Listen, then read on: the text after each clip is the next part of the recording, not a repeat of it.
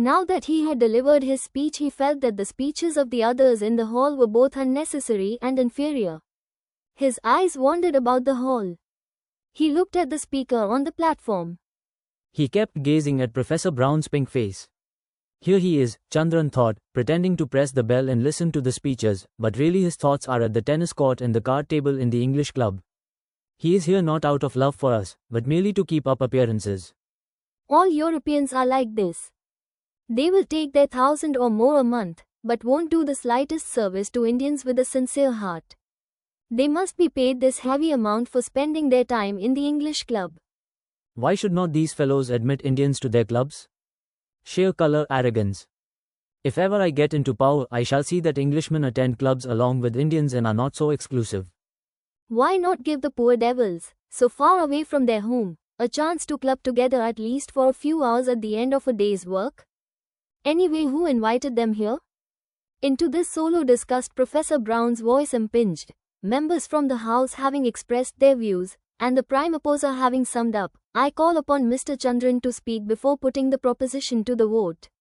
Chandran hurriedly made 1 or 2 scratches on a sheet of paper, rose, and began, Mr. Speaker in the Honourable House, I have followed with keen excitement the views expressed by the honourable members of this House. It has considerably lightened my task as the prime mover. I have no doubt what the verdict of this House will be on this proposition. He spun out sentences till the Speaker rung the bell to stop him. Before sitting down, he threw in his anecdote about the professor who dug up brass buttons in his garden. When the division was taken, the House, by an overwhelming majority, voted for an early annihilation of historians. Chandran felt victorious. He dramatically stretched his arm across the table and shook hands with the prime opposer. Professor Brown rose and said that technically he ought not to speak, and then explained for 5 minutes why historians should be slaughtered and for 5 minutes why they should be deified. He complimented the movers on their vigorous arguments for the proposition, and the opposers on the able stand they had taken. As soon as he sat down, the secretary jumped onto the platform and mumbled a vote of thanks. By the time the vote of thanks was over, the hall had become empty and silent.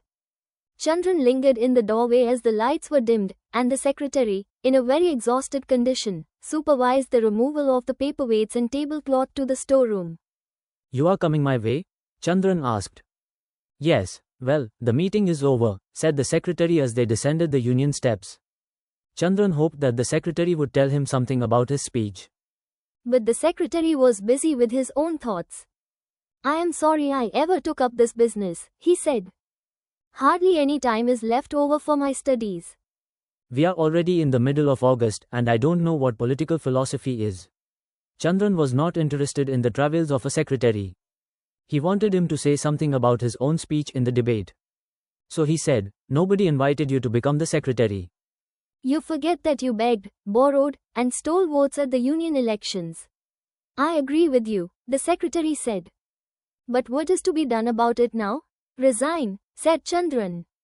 He resented the secretary's superficial interest in Chandran's speech.